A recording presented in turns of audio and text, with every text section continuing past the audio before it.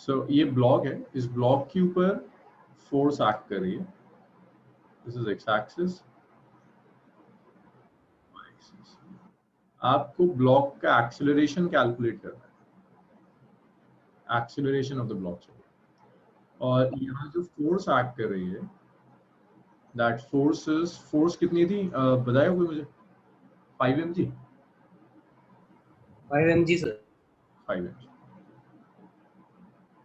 ये ब्लॉक का मास m था, ये एंगल 37 डिग्री दिया। सो आपको एक्सेलरेशन कैलकुलेट करना है। तो देखो एक्सेलरेशन में यहाँ जो लॉजिक है ना इस प्रॉब्लम के पीछे, वो लॉजिक ये है कि ये जो ब्लॉक है दो तरह से मूव कर सकता है। ये ब्लॉक ऐसे भी मूव कर सकता है कि ब्लॉक एक्स के लॉन्ग चलता चला जाए। ये भी तो है ना कि आप एक ब्लॉक लो, कुछ एंगल पर एक रोप लगाओ, पुल करना शुरू करो, ब्लॉक स्लाइड भी कर सकता है और ब्लॉक ऊपर भी जा सकता है। ऐसा भी हो सकता है कि ब्लॉक उठकर ऐसे जाना शुरू कर दे, प्लेन की तरह ऐसे जाना शुरू कर दे। अब ये ब्लॉक सरफेस पर स्लाइड करेगा या ऊपर जाएगा, वो हमें डिसाइड करना है। तो उस फोर्स के आप कंपोनेंट्स ले सकते हैं। एक्स कंपोनेंट कितना आ जाएगा, एफ एक्स। वाई कंपोनेंट को एफ वाई कह देते हैं। एक्स कंपोनेंट कैलकुलेट कर लेते हैं। F x component is F cos 37, f is 5 mg, cos 37 is 4/5. It gets cancelled out. This is 4 mg. That's fx. fy जब आप कैलकुलेट करेंगे, fy is f sin 37.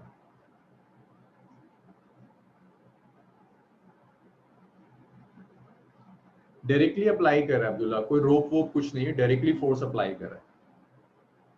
हाथ से अप्लाई कर रहा होगा, किसी एजेंसी के थ्रू अप्लाई कर रहा है, बस फोर्स इतना पता है। 3/5 कैंसिल हो गया। सो ये fy आ गया, fy is 3 mg. सो आपको fx भी मिल गया, fy भी मिल गया। अब अलोंग एक्स एक्सिस तो कोई इश्यू ही नहीं है। एक्स एक्सिस तो हम बहुत आसानी से इक्वेशन लिख सकते हैं। मान लो एक्स एक्सिस के अलोंग जो एक्सेलरेशन है, दैट एक्सेलरेशन इज ax। तो एक्स एक्सिस के अलोंग इक्वेशन कैसे लिखोगे? अगर मैं fbd बना दूं, अगर मैं इस ब्लॉक का fbd बना देता हूं, हाँ 2√5g।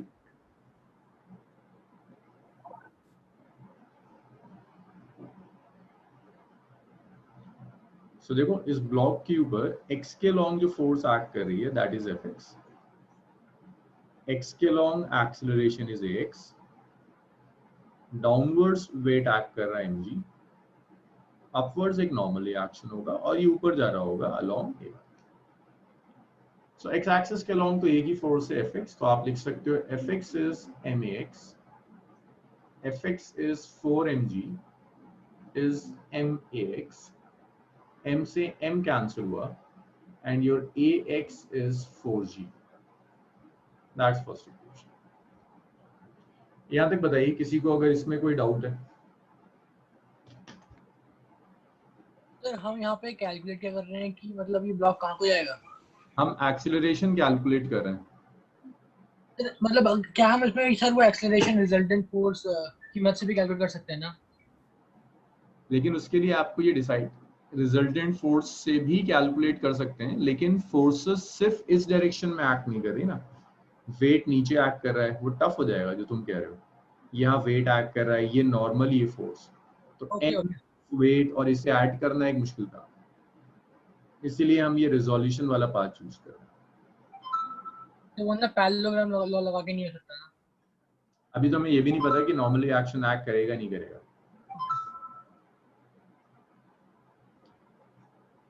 अब्दुल्ला दोनों डायरेक्शंस में चेक करना है, एक्स के लॉन्ग एक्सेलरेशन कितना होगा, वाई के लॉन्ग एक्सेलरेशन कितना होगा, दोनों डायरेक्शंस में चेक करना है। अभी जो मैंने कैलकुलेट किया है, ये कैलकुलेट किया है only along X axis. This is only along X axis. Y axis के अलोंग देखो,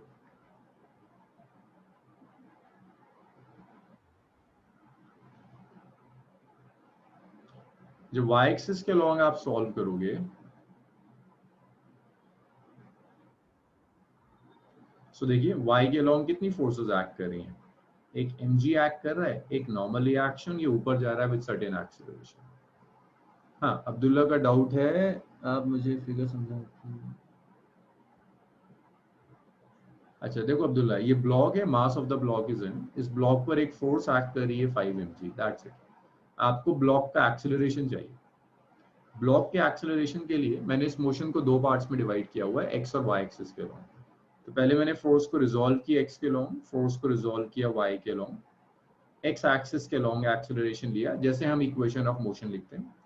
अब वाई एक्सिस के लॉन्ग एक्सेलरेशन लिखना शुरू करते हैं। तो देखिए वाई एक्सिस के लॉन्ग अपवर्ड्स जो फोर्स एक्ट कर रही है that is N, upwards N के साथ साथ एक फोर्स और एक्ट कर रही है दैट इज वाई mg, और ये ऊपर जा रहा है विद एन एक्सेलरेशन। मेरी वॉइस लो हो रही है? No sir, no sir. So यहां पर आप ऐसे लिख सकते हो F Y plus N minus M G. हाँ एफ वाई भी तो होगा, वाई के लॉन्ग तो एफ वाई एक्ट कर ही रहा है। जितनी भी फोर्सेस है सारी फोर्सेस कंसीडर करते हैं which is M into A Y. F Y कितना है? एफ वाई हमने कैलकुलेट किया था 3 mg, so it's 3 mg plus N minus M G is M A Y. अब देखो अगर जैसे ही ब्लॉक ऊपर जाएगा, ऊपर जाने का मतलब है कांटेक्ट खत्म हो जाएगा। So if block move up, sir, हाँ अंश, सर, हाँ अंश बोलो। सर मैं कहता ये अंश तुम्हारी वॉइस बहुत ब्रेक कर रही है।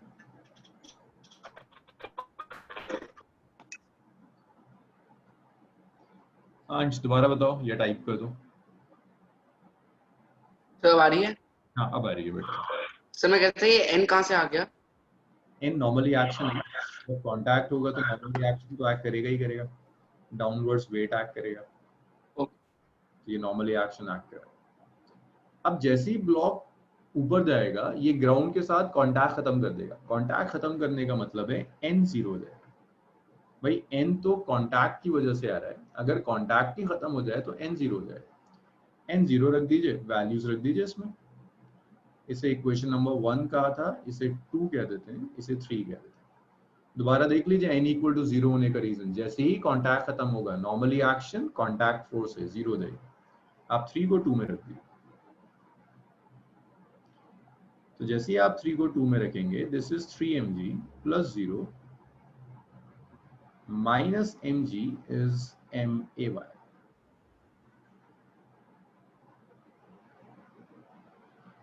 सो ये आ गया 2 mg is equal to ma। So m से m कैंसिल हो गया, सो ay आ गया, ay इज 2g। ax मिल गया, ay मिल गया। नेट जो एक्सेलरेशन होगा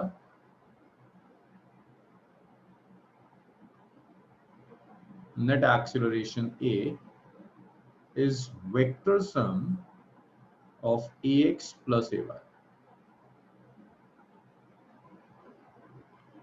So ax is 4g I cap, 4g I cap, ay is 2g j cap।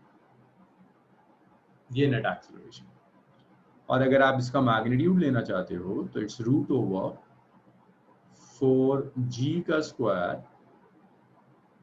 Plus 2g का square. सो ये आ गया 16g square plus 4g square, it's root over 20g square. So 20g square means 40 g root 20 हो जाएगा metre पर second square. अच्छा next देखिए, अब आपको प्रॉब्लम्स करनी है ऑन एन इंक्लाइन।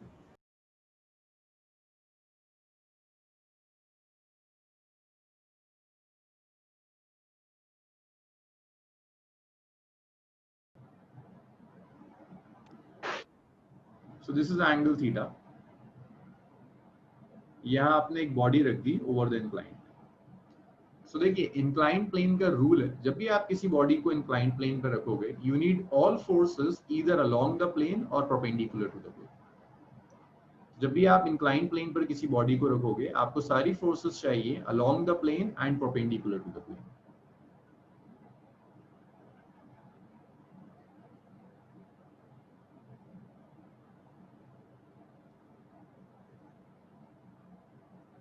इस डायरेक्शन को हम कहते हैं along the incline plane. This is along the incline, और ये जो डायरेक्शन है this is perpendicular to incline.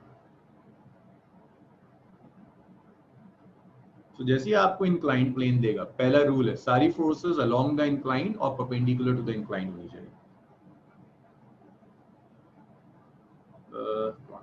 Ayush मुझे जरा बताओ, इसमें इस मास के ऊपर कितनी फोर्सेस एक्ट कर रही होंगी, नंबर ऑफ फोर्सेस, कौन कौन सी फोर्सेस होंगी जो इस मास पर एक्ट कर रही होंगी, number of forces acting over the mass? Sir 4। 4 forces, जरा बताना शुरू करो कौन कौन सी? सर एक अलोंग द इंक्लाइन। कौन सी फोर्स है अलोंग द इंक्लाइन? हमने 3 फोर्सेस पढ़ी थी ना, वेट, नॉर्मली एक्शन और टेंशन। कौन कौन sir sir tension. Weight act करेगा आयुष? Yes sir. कितना होता है weight? mg। What is mg sir. Tension कब एक्ट करती है? कंडीशन थी टेंशन के एक्ट करने की। सिस्टम में टेंशन कब एक्ट करती है? कभी भी एक्ट कर जाएगी या कुछ पर्टिकुलर कंडीशन है? सर कोई पर्टिकुलर कंडीशन के ऊपर रिएक्ट करती है। टेंशन तब होती है जब आपके सिस्टम में स्ट्रिंग हो। अगर स्ट्रिंग नहीं है तो टेंशन तब आएगी जब स्ट्रिंग हो। यहाँ कोई स्ट्रिंग, कोई रोप, कुछ नहीं, तो टेंशन नहीं हो। और बताओ और कौन सी फोर्स हो सकती है? मास एक सॉलिड सरफेस के साथ कांटेक्ट में, अगर 2 सॉलिड सरफेसेस कांटेक्ट में है तो एक फोर्स, सर उसके ऑपोजिट साइड जाएगा फोर्स। एक और फोर्स होती है जिसे कहते हैं नॉर्मल रिएक्शन। Okay sir. ये सरफेस के परपेंडिकुलर, ये भी किया था हमने, जो भी आपका इंक्लाइंड प्लेन है उसके परपेंडिकुलर एक फोर्स एक्ट करेगी which is normal reaction. So 2 forces act कर रही हैं, एक वेट एक्ट कर रहा है, एक नॉर्मल रिएक्शन एक्ट कर रहा है। If this angle is theta, तो इस एंगल को भी आप थीटा कह सकते हो। ये वेट mg, तो जब आप कंपोनेंट्स लोगे वेट के, सो this is mg cos theta and this is mg sin theta। जिस डायरेक्शन के साथ एंगल गिवन हो वहां component cos theta, perpendicular direction में sin थीटा। ये थीटा है तो ये भी थीटा होता है। ये मैंने इससे पहले भी डिस्कस किया था जब मैं मोशन इन 1D करा रहा था। अब इसके बाद देखो, और ये body along the plane move कर रही है with an acceleration. A is acceleration along the plane. A is acceleration along the plane.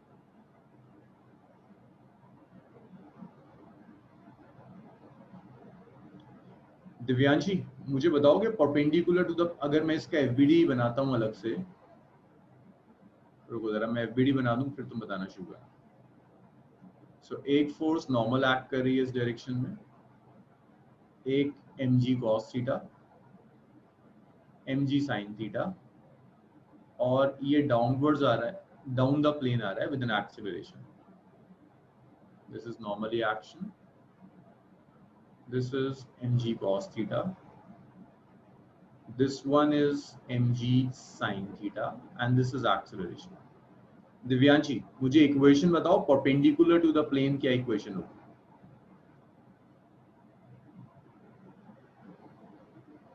So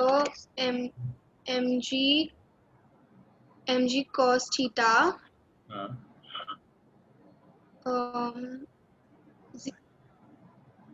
so minus n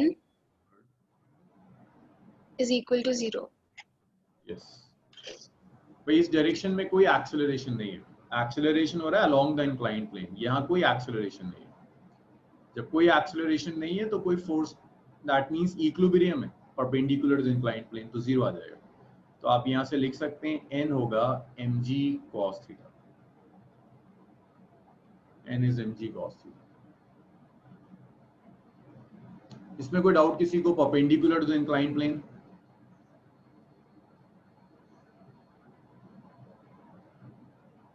कोई प्रॉब्लम नहीं है। अब देखो अलोंग द इंक्लाइंड प्लेन जब आप लिखोगे along the inclined, so inclined के अलोंग एक ही फोर्स एक्ट कर रही है which is mg sin theta. तो आप ऐसे लिख सकते हो that mg sin theta is mass into acceleration, m से m कैंसिल हो गया, एक्सीलरेशन आ गया g sin थीटा,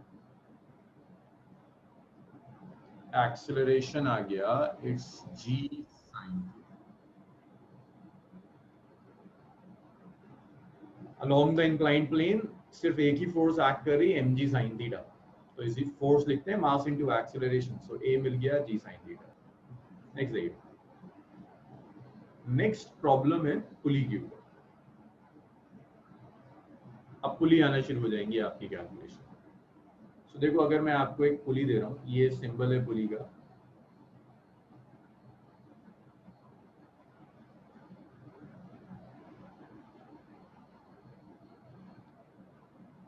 पुली को आपने एक रिजिड सपोर्ट से अटैच कर दिया, पुली के ऊपर से आपने एक रोप ली,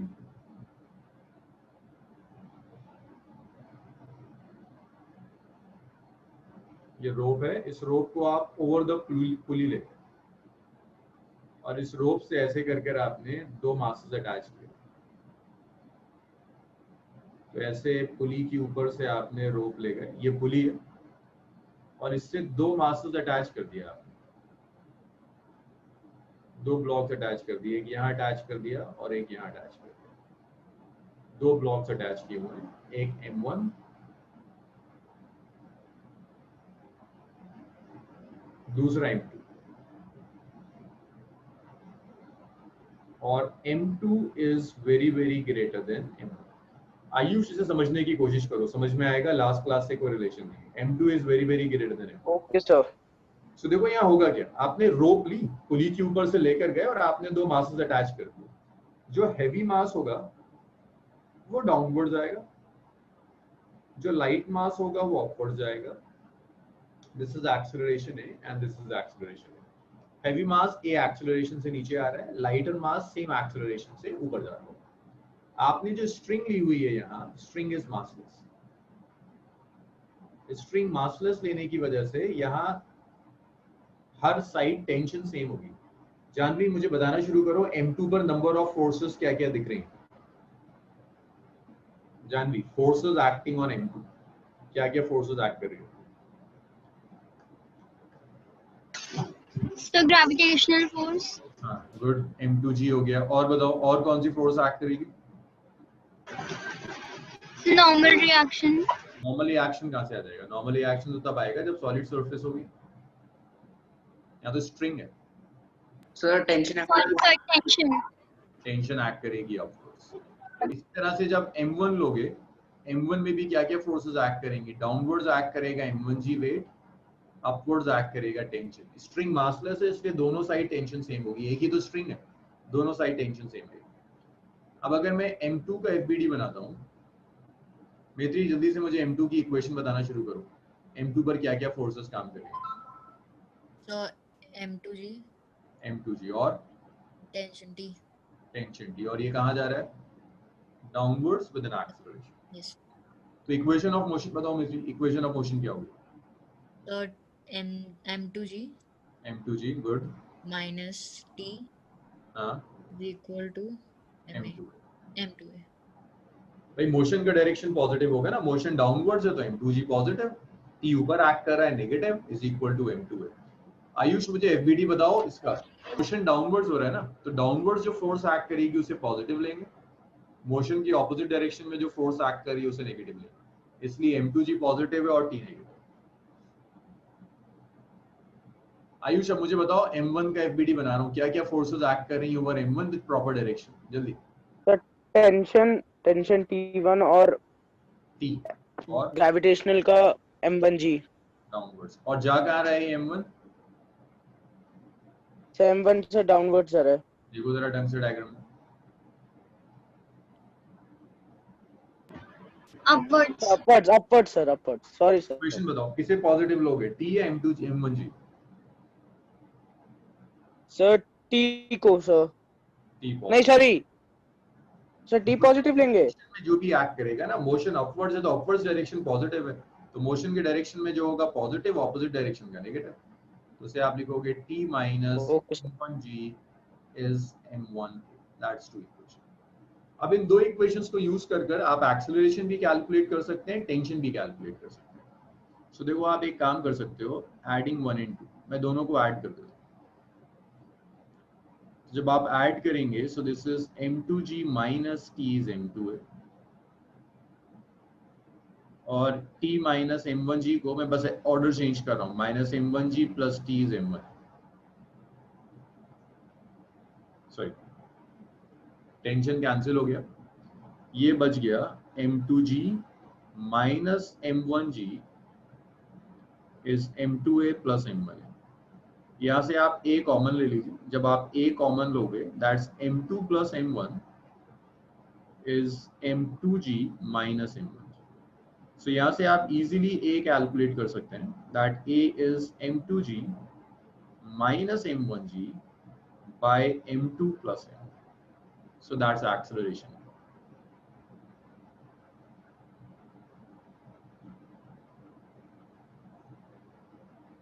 हाँ जी फर्दर कॉमन भी ले सकते हैं, ये एक्सेलरेशन है।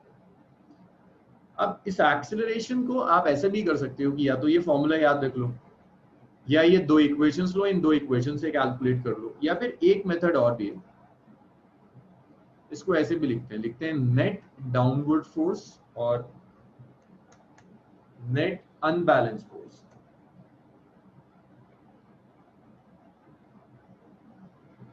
Net unbalanced force divided by total mass।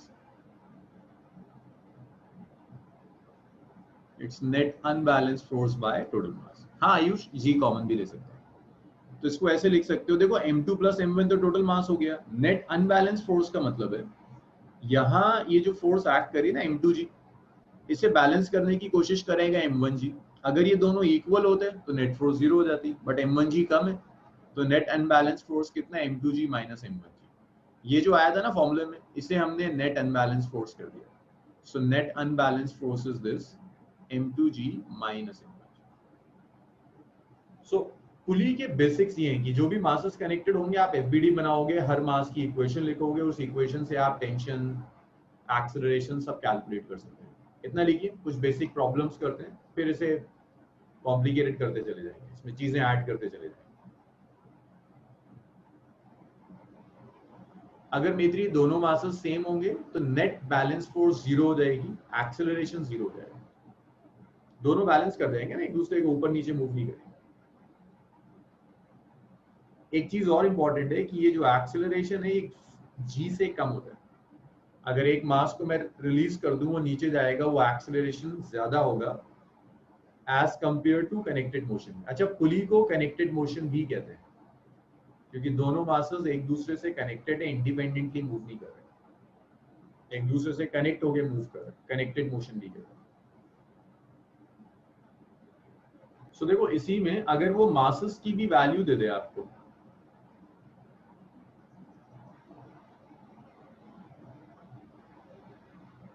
वो ये मेंशन कर दे कि मासेस की क्या वैल्यूज है,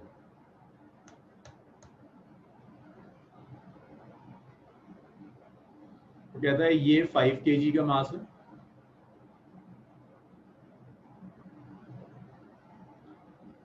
दूसरा मास 10 kg का है।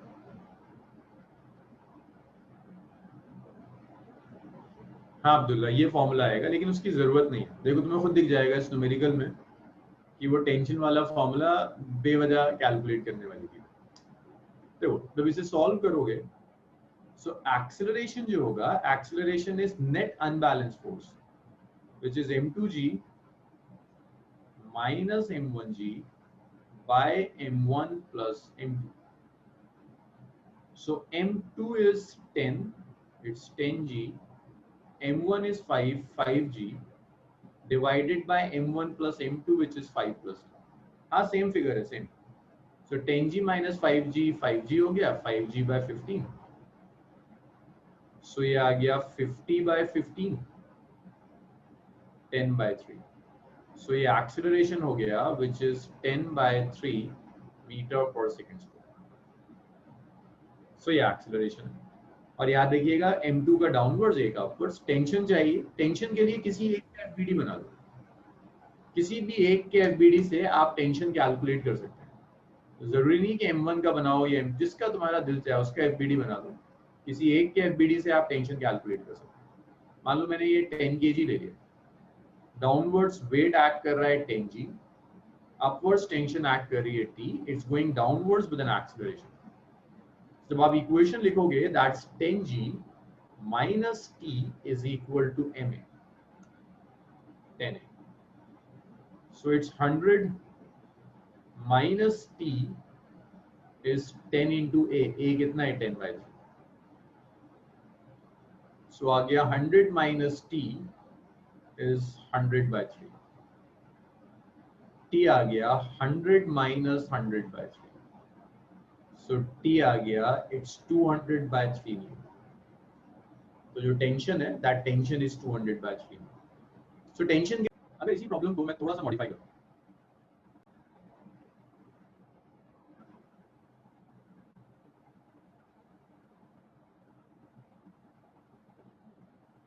बोलिए यहाँ आपने ब्लॉक्स रखे हुए, एक ब्लॉक यहाँ कनेक्ट कर दिया, एक ब्लॉक यहाँ कनेक्ट कर दिया.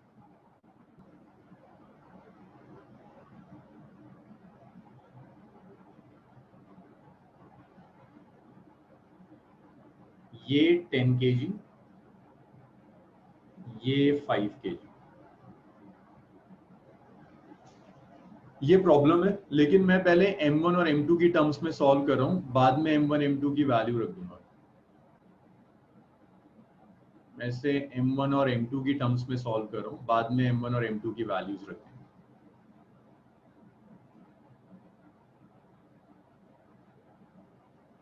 So this is m2 and this is m.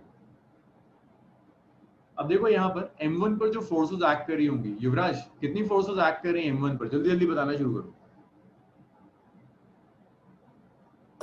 Sir दो. कौन कौन सी?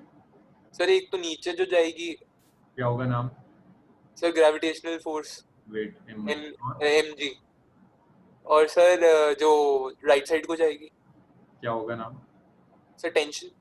और सर टेंशन फोर्स और कॉन्टैक्ट भी हो रहा है.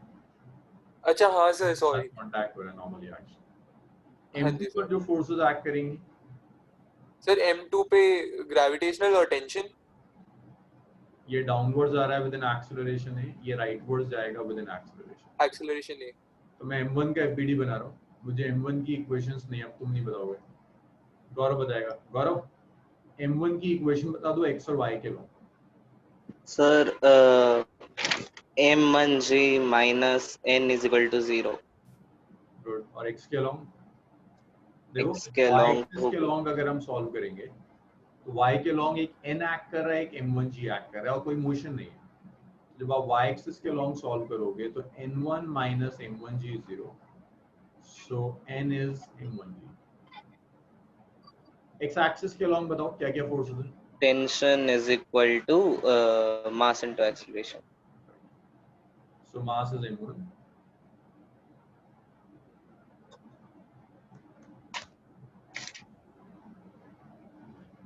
So x के अलोंग सिर्फ टेंशन एक्ट कर रही है और राइट में जा रहा है विद एन एक्सेलरेशन है, तो आप लिख सकते हो tension is equal to ma. That is first equation. Sir y equilibrium है. हाँ, मोशन y के अलोंग नहीं है, मोशन x के अलोंग हो रहा है. y के अलोंग कोई मोशन नहीं है, तो y इज इन, तो y के अलोंग. ओके. अच्छा, आप m2 का एफबीडी बना दो. m2 के लिए इक्वेशन बताओ. m2 के लिए इक्वेशन क्या होगी?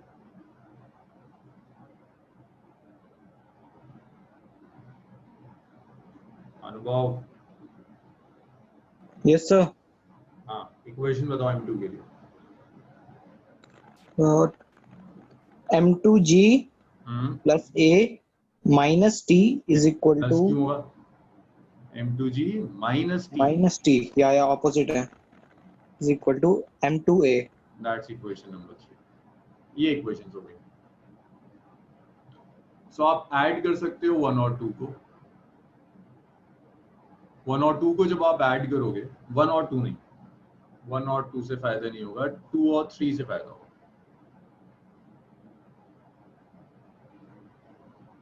सो देखो एक इक्वेशन है t is equal to m, एक है m2g minus t is equal to m2, ये m1 है। इन्हें ऐड कर दो, t से t कैंसिल हो गया, so this is m2g is m1a plus m2a। तो यहां से आप a कॉमन ले लो, this is just m1 plus m2 is m2g। So यहां से एक्सेलरेशन आ जाएगा, it's m2g by m1 plus m2. So this is the total acceleration, which is m2g by m1 plus m2. अब आप tension calculate करना चाहते हो, किसी भी इक्वेशन से टेंशन आ जाएगी, इतना लिख लो, फिर इसी पर एक m1 m2 की मैं वैल्यूज लिख देता हूं। तो इसे भी तुम ऐसे लिख सकते हो भाई, m2g क्या है, net unbalance force, so it's net. Sir हाँ कैस्पल बोलो। इसे net external net unbalance force by total mass, 3 mark का, मेरे 3 मार्क। हाँ कैस्पल बताओ क्या पूछ रहे हो।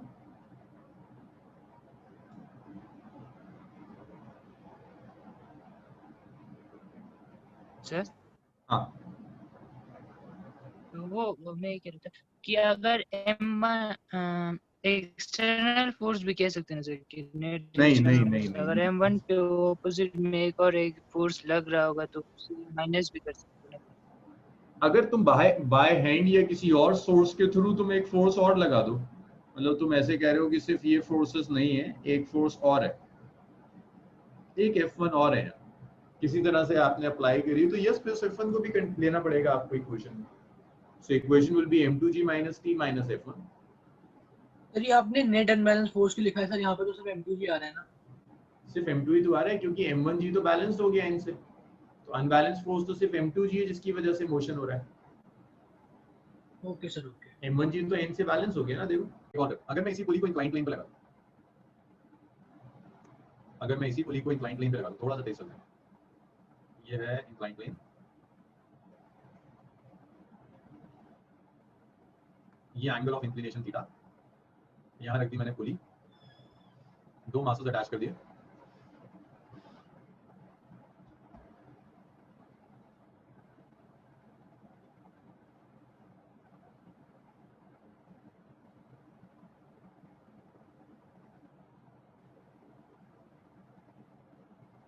और इसको मैंने ब्लॉक को थोड़ा सा टिल्ट करके रख दिया। मान लीजिए ऐसी कोई प्रॉब्लम दी हुई, ये सब क्वेश्चंस हैं, थ्योरी तो सिर्फ वो था जो शुरू में समझाया था। इसको मैं m1 कह देता हूँ, इसे मैं m2 कह देता हूँ। सो इंक्लाइन प्लेन इन पुली, इसके बाद इसमें सीख लेना ढंग से, क्योंकि इसके बाद जो आएगा वो डबल इंक्लाइन प्लेन होगा, 2 इंक्लाइन प्लेन होंगे और वहां पुली लगी। सो जब भी तुम्हें वो इंक्लाइन प्लेन दे, पहला काम किया करो, चीजों को रिजॉल्व किया करो। वेट m2g डाउनवर्ड्स एक्ट करेगा, आप 2 डायरेक्शंस लीजिए, एक इंक्लाइन प्लेन के अलोंग और एक इंक्लाइन प्लेन के perpendicular. This is perpendicular to the incline plane, this is along the incline plane, this is theta, तो ये भी जो एंगल होगा ये थीटा हो जाएगा। जब आप कंपोनेंट्स लेंगे, सो this is m2g cos theta, और यहाँ कंपोनेंट होगा m2g sin। जानवी, तो इंक्लाइन प्लेन जो आप पूछ रही थी, जैसे ही वो इंक्लाइन प्लेन देगा, वेट तो डाउनवर्ड्स एक्ट करता है, आपको इंक्लाइन प्लेन के लिए वेट को परपेंडिकुलर टू द इंक्लाइंड और अलोंग द इंक्लाइंड रिजॉल्व करना होगा। और नॉर्मली एक्शन हमेशा कांटेक्ट के परपेंडिकुलर जाता है, यहाँ कांटेक्ट हो रहा है तो ये नॉर्मली एक्शन का डायरेक्शन होगा, perpendicular to the incline plane. Away from the mass एक टेंशन यहाँ एक्ट कर रही होगी, अवे फ्रॉम द मास एक टेंशन यहाँ एक्ट कर रही होगी, वेट m1g यहाँ एक्ट कर रहा होगा। सो पहला मैं FBD बना रहा हूँ m1 का। सो जब मैं m1 का FBD बनाऊंगा, this is m1, m1 is connected ना, m1 m2 से कनेक्टेड है ना थ्रू द पुली। देखो रोप आ रही है ब्लू कलर की, इसने कनेक्ट किया हुआ है। बट m1 तो इंक्लाइन प्लेन पर नहीं है ना, तो m1 के वेट को तो रिजॉल्व करने की जरूरत नहीं है। सो m1 का वेट यहाँ m1g एक्ट कर रहा है, यहाँ टेंशन एक्ट कर रही है, ये डाउनवर्ड्स आ रहा है विद एन एक्सेलरेशन है, ये अपवर्ड्स जा रहा है with the same acceleration. Ayush जल्दी से मुझे इक्वेशन बता दे क्या होगी। m1g मोशन कहाँ हो रहा है, अपवर्ड्स या डाउनवर्ड्स? सर अपवर्ड्स हो रहा है। तो पॉजिटिव किसे लोगे, अपवर्ड्स M1 या डाउनवर्ड्स को? सर अपवर्ड्स को सर। अपवर्ड्स क्या एक्ट कर रहा तो सर t पहले आएगा सर। है?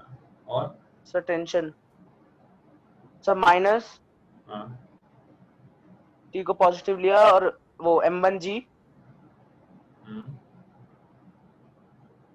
और इक्वल्स टू हाँ, और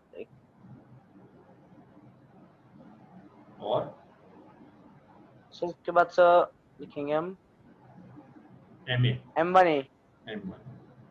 ma। चलो गुड। ये फर्स्ट इक्वेशन सर, इसकी सेकंड भी। अब FBD ऑफ M2, चलो ये किसी और को बताने दो। अब्दुल्ला ये तुम बताओ मुझे, ये M2 है,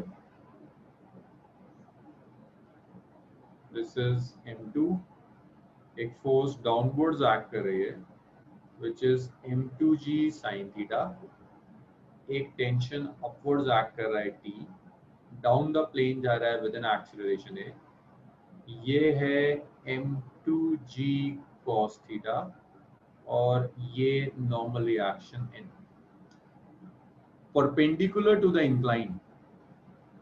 हाँ जी, सो यहाँ जो इक्वेशन होगी भाई, अपवर्ड्स n एक्ट कर रहा है, ये m2g cos थीटा, हाँ तो ये होगा n minus m2g cos theta is equal to 0। Perpendicular to the incline कोई मोशन नहीं है तो 0 हो जाएगा। तो ये नॉर्मल रिएक्शन आ गया m2g cos थीटा, ये बहुत काम आएगा। फ्रिक्शन जैसी आएगा तो ये n काम आना शुरू हो जाएगा। Along the incline, along the incline जब आप लिखोगे, देखो अलोंग द इंक्लाइन क्या एक्ट कर रहा है, m2g sin थीटा टेंशन और ये एक्सेलरेशन से नीचे आ रहा है, तो आप लिखेंगे m2g sin theta minus t is m2a। तो अलोंग द इंक्लाइन हो जाएगा m2g sin theta minus t is m2a। तो ये अलोंग द इंक्लाइन एक्ट करेगा, ये परपेंडिकुलर टू द इंक्लाइन होगा, n is m2g cos theta. हाँ ये बताया मुझे मानस, यस के क्वेश्चन का आंसर दे, अगर m1 और m2 इक्वल है तो क्या मोशन होगा? मानस जोशी। हाँ सर होगा। होगा, क्यों? इक्वल मासेस में तो रुक जाना चाहिए यार। सर लेकिन उसमें फोर्सेस अलग करेंगी ना, क्योंकि वो तो नीचे को जा रहे हैं तो फोर्स ज्यादा उस पे एक्ट करेगी नीचे जाते वक्त, तो शायद वो उसे खींच ले। अच्छा अगर मैं यहाँ पर ले लूं, यहाँ इक्वल मासेस कर दूं, तब क्या आंसर होगा? नो सर, तब सेम रहेगा। हाँ तो मानस इस वाले में मोशन होगा या रुक जाएगा? सर इस वाले में नहीं होगा, फ्रिक्शन को नेग्लेक्ट करते हैं तो। लेकिन यहाँ होगा है ना? हाँ। एग्जैक्ट आंसर रीजन बताओगे मुझे क्यों हो रहा है? यहाँ नहीं होगा, वहाँ क्यों हो जाएगा मोशन? सर इधर एक नॉर्मल फोर्स लग रहा है, उधर कोई नॉर्मल फोर्स का वो नहीं है यार। सर n की वजह से सर हाँ अलोंग द प्लेन एक्सेलरेशन लग रही है और इधर नीचे ग्रेविटी भी लग रही है, तो आपने कहा था ग्रेविटी ज्यादा होती है तो क्या कहते हैं m2 ऊपर आ सकता है अगर उसका मास कम हुआ तो। सर उस पे mg लग रही है, इस पे mg sin थीटा लग रही है और sin थीटा 1 से कम होगा, ये रीजन है। ये खुदा मैत्री तुम कह तो इंक्लाइन रही थी, लेकिन वो मैथमेटिकल एक्सप्रेशन ढूंढ रहा था जो युवराज को मिला। देखो m2g sin थीटा और m1g डिसाइड करेगा। ये मोशन तब होगा जब m2g sin theta is greater than m1g। अगर मासेस ऐसे ले लो कि m2g sin थीटा और m1g इक्वल हो जाए तो फिर मोशन नहीं होने वाला। मोशन डिसाइड m1g और m2g नहीं करेगा, ये पूरा करेगा। हाँ मित्री, तुम्हारा देख लिया मैंने।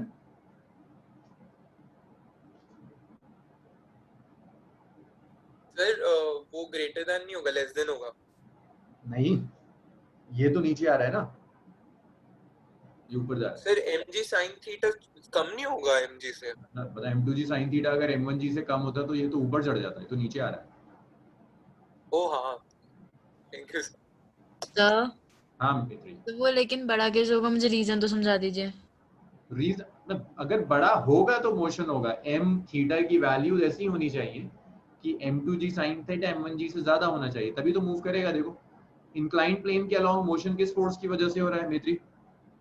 Along the inclined plane motion किस फोर्स की वजह से हो रहा है? m2g sin theta. कौन रेस्ट्रिक्ट कर रहा है? m1g। Yes sir. तो m1g sin थीटा ज्यादा होगा m1g से, तभी तो नीचे आएगा। अगर m1g ज्यादा हो गया मित्री तो क्या होगा? सर तो वो ऊपर जाएगा, m1g नहीं। हाँ अब एक काम करो, एक काम और करना है मुझे। वो जो हम थर्ड इक्वेशन लिखते थे ना, this is equation number 3, this is equation number 2, वो जो नेट डाउनवर्ड फोर्स वाला, जरा ऐड कर देना 1 और 3 को जल्दी से यार, मेरे पास जगह नहीं है। ऐड कर दो 1 और 3 को, मुझे प्लीज बता दो कि क्या आ रहा है, एक्सेलरेशन का एक्सप्रेशन क्या है। और मैं एक्सपेक्ट कर रहा हूँ सबके आंसर्स चैट रूम में। अच्छा बड़ा हो जाएगा, बोल देना यार, बड़ा हो जाएगा। सर एक क्वेश्चन है sir, how is m2g sin theta greater than m1g? तो sin थीटा की वैल्यू हमेशा 90 से कम होगी, तो वो तो 0 पॉइंट समथिंग में आएगी ना। हाँ लेकिन m2 ज्यादा है, तो m2 बहुत बड़ा है m1 से। तो लेकिन अभी तो बोला ना कि अगर मासेस इक्वल होंगे। हाँ मासेस, अरे मासेस अगर इक्वल है तो फिर mg तो ज्यादा हो सकता है mg sin थीटा से। हाँ सर वही ऊपर जाएगा, ये नीचे जाएगा, ये ऊपर जाएगा। मैं तो बस कह रहा हूँ स्टेशनरी नहीं होंगे, मोशन कहाँ होगा वो नहीं बताया मैंने। ओके ओके ओके, मतलब इस बार मोशन m1 की तरफ को होगा ना। हाँ ठीक है। कैस्पल, हाँ कैस्पल सही गेस कर रहा है। वैसे इस चीज को ना तुम ऐड करके भी देख लो, और मैं एक्सपेक्ट करूंगा डायरेक्टली भी अगर लिखने की कोशिश करो, net and balance force by total mass से तो और ज्यादा मजा आएगा। T minus m1g is m1a। हाँ भी ज्यादा लोगों का सही आ रहा है।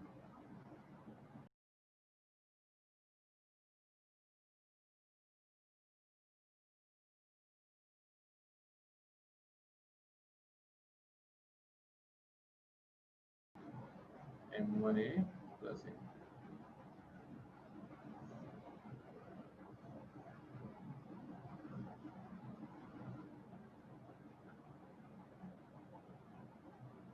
सो यहाँ से एक्सेलरेशन आ गया, it's m2g sin theta minus m1g is m1 plus a। अच्छा तो एक काम और करते हैं, डबल इंक्लाइन प्लेन लेते हैं।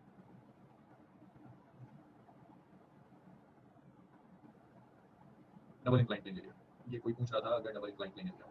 अब मैं ये आप लोगों से एक्सपेक्ट करता हूँ कि इसको आप लोग सॉल्व कर दो। ये ऐसे आ गया, एक यहाँ लगा दिया, ये m1, ये m2। सो स्ट्रिंग से यहाँ कनेक्ट किया हमने इसे।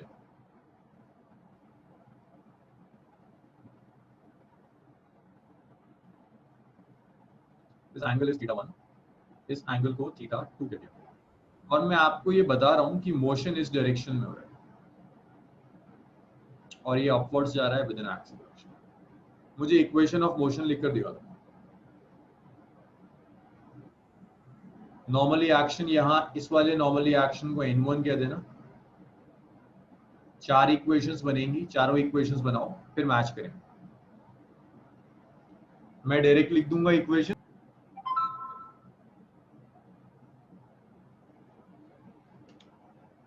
थीटा का परपेंडिकुलर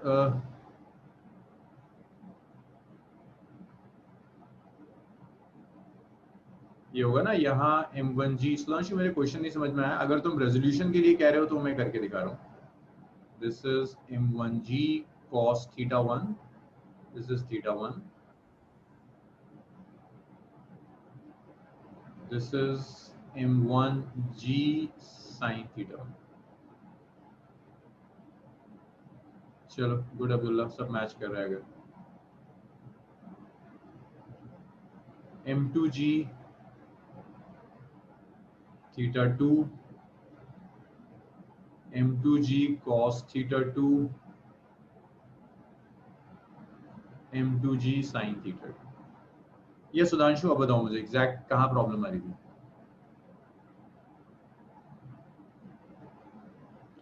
चलो गुड मैत्री, चारों हो गए, बहुत बढ़िया, गुड। आज यही छोड़ते हैं, कल इसे आगे करेंगे भाई। कल के लेक्चर के लिए ये बहुत ढंग से आना चाहिए आपको, मैं ये सब यूज कर लूंगा।